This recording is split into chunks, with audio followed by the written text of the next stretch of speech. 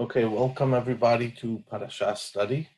We're going to be studying the commentary of Rashi throughout the Sefer Torah, and hopefully by the end of the year we'll have a better understanding of exactly the greatness of Rashi, why he's become the standard commentary on the Torah, and we'll see really, and what I want to focus on today is really the Rashi's ability to shift between Pshat and Drash simultaneously.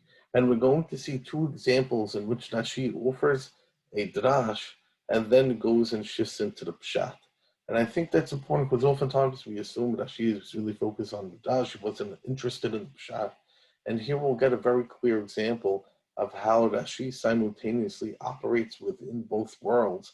And we'll ask the question, why does he feel compelled to offer the Midrash and the Peshat simultaneously? But before we do that, I just want to give you a very brief introduction to Rashi's methodology by looking at something from this week's Parasha, Parasha Bereshit, and we'll do it very quickly. And basically the idea is like this. This is going to show us how Rashi is medayek from every single word in the Torah. And this is Rashi's premise. Other commentaries do not share this premise. Ibn Ezra often says, if a word is said here and then the repetition of the story, they use a different word, the details are a little bit different. Ibn Ezra says, okay, it's the same idea. We don't need to look into it too closely. But Rashi says every anomaly is something important. And that's something that he teaches us. If anyone's interested in Nechama Leibowitz has a whole piece on this, and this is really the cornerstone of the study of Midrash, that they're focusing on every nuance, every small detail, as insignificant as it may seem, and also of modern biblical study today when they're applying the literary analysis to the Torah, that they also focus very clearly on every little discrepancy. So here's a very quick example. When Hashem is talking on day 3, let there be vegetation, let there be grass growing out of the earth, and also it's peri or se peri. Let me know, it's fruit trees that are able to make fruit trees. Okay, very good, very nice. And the Pasuk Yubet tells us that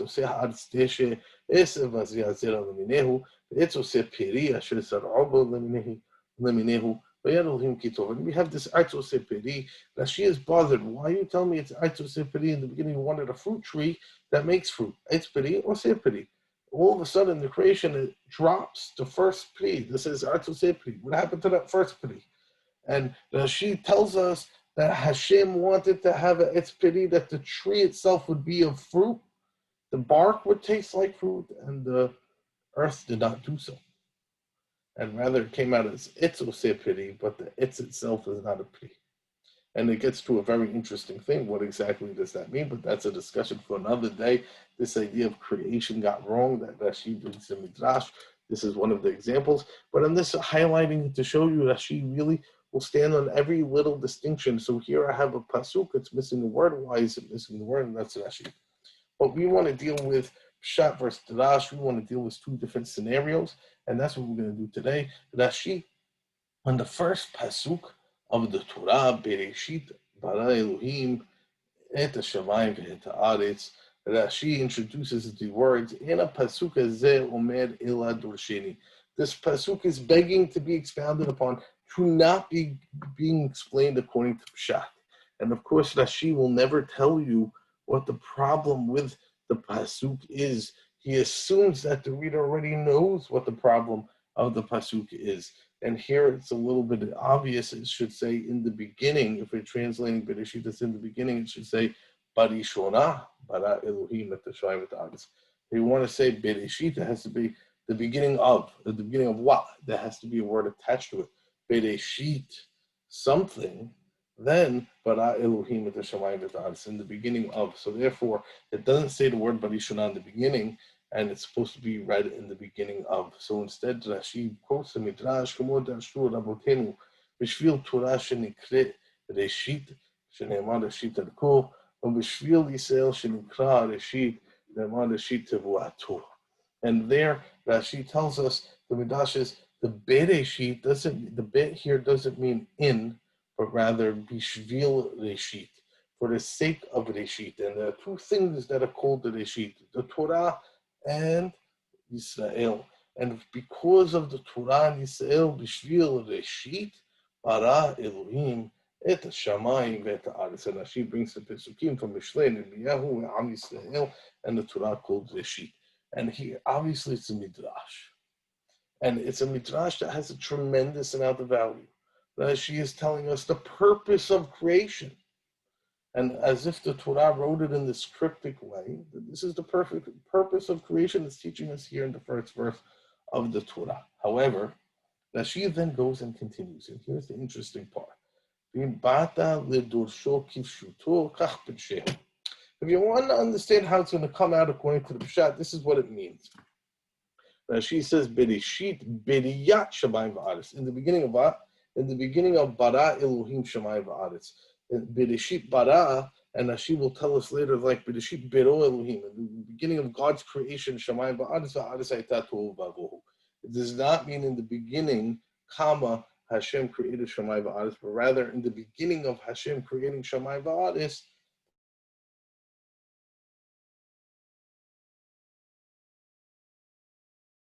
as opposed to Barishona has to be connected to something, and therefore he says it must be Bereshit Bero HaKadosh Baruch Hu et Shamayim v'et ha'aretz.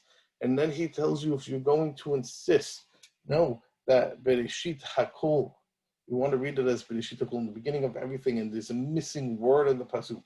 And then Rashi goes and brings four sources from Yov, from Yeshayahu twice, and from Amos, about a missing word in the pasuk. So the word is missing in the sheet of everything. It almost is implied in the thing. But Elohim Shamayim V'Aretz, she says you can't say that because Shamayim V'Aretz weren't created first. And he brings proof from the Pesukim.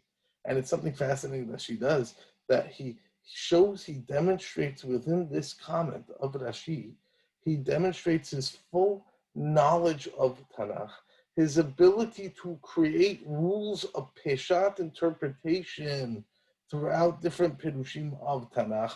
All in all here, he quoted 10 different Pesukim, and 4 of them when he was coming to prove the word that Reshit has to be connected to something. 4 of them when he wanted to prove that sometimes you could say there's a missing word in the Pasuk and the word Reshit is connected to the word Hakol. And Rashi goes and it shows you, I could explain the Pshat. In the beginning, Bereshit, Beriyat Shamayim V'Aretz, or Bero Shamayim V'Aretz, except where's the room for the Midrash? And here it's obvious, at the end of the day, the Torah, that's really what it wanted to convey, it should have wrote, instead of the word Bara, it should have wrote the word Bero, or Beriyat, and it did not. So yes, we can make it work and say that was the intent according to the Pshat level. And still, why write it in a weird way that I need to explain it when you could have wrote it clearly and there to make the Midrash as well? And what a Midrash that's telling us about the purpose of Shamayim V'Aretz. So I think this is a beautiful example of Rashi simultaneously operating within both worlds. The second case is also fascinating as well, in which in the 6 days of creation, Zachanu Keva Bara Utam. Vayivra Elohim et Adam l'samo, b'sem Elohim bara otam, Zachanu Keva Bara Utam. But she says, wait a minute, in the next perek, in perek bet, Uhalanu Omer v'yikach b'cham misa'otav, meaning they weren't created Zachanu Keva. First the Zachad was created, and then Hashem took one of his ribs and created the Nekeva. So how can you tell me they were created at the same time? So he brings a Midrash Agada. Shebera'an sheteh parsifot b'riyah rishona v'achar kach hilko. He created them initially together, and then he separated them. So the Perek Aleph, Zachanu Keva bara otam, but they were attached. And then what was happening in Perek Bet, when he took the rib, Hashem was separating between Adam and Hava. This is Midrash, weird Midrash, definitely a weird Midrash.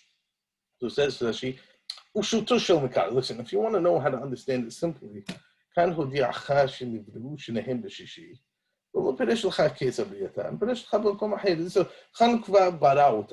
but not right away. First there was a Zachan, then the Nekeva. They were both created on the sixth day. So it's telling you the result of the sixth day, by the end of the 6 days, Zachan Nekeva Barautam. How exactly? Okay, the next Perek will tell you. Employing the rule of what we call Kilal Ufrat. First it tells us the general, then it tells us specific details of how we got there. So of course, Rashi, why bring the Midrash? If you could explain it simply, why bring the Midrash? And not only that, you bring the Midrash first. Because Rashi seems to be is interested in talking about this idea of man being created together with woman as one and then being separated. And this may be something that's relevant to our lives for man and a woman to find the other halves, perhaps. I don't know exactly what Rashi's intent is here, but it seems he had an agenda to really bring the Midrash to the people. And here's an interesting point. And this, I think, is the most important. Rashi has the ability to explain the Pshat. He has the ability to explain the Midrash. Sometimes he's going to do only the Pshat and reject the Midrashim. Sometimes he'll bring the Midrash and not bother to explain the Pshat, even though he definitely could have. And sometimes he'll do both. And we have to realize what was Rashi's agenda in writing his commentary. And his agenda wasn't to explain the Torah according to Pshat. His agenda wasn't to bring every Midrash under the sun, but rather his agenda was as a rabbi within the community in which he lived, to bring Torah, to bring Judaism to his congregation, to the people who would read his works. And when we realize that Rashi wants to incorporate Jewish values, and what better way to incorporate Midrash? Of course there's a Pshat. It doesn't need to, the Midrash is not replacing the Pshat in Rashi's mind. The Pshat exists, and oftentimes he'll tell us the Pshat. But he wants us to keep in mind and know the messages of the Midrash, that therein lies the values of the Jewish people. And that's something as a rabbi of the community he wanted to convey to his people. So it's something always to keep in mind, Rashi's agenda in learning Chumash and understanding why people love Rashi, because he was so competent within the Pshat. And we're going to see more often how he explains the Pshat of things as we go forward. Yet at the same time, care to make the Torah relevant through his selection and usages of Midrashim, and he's trying to merge both simultaneously at the same time. That's the beauty of the commentary of Rashi, and hopefully as we go along in future weeks, you'll come to love and appreciate it as well. Have a good day.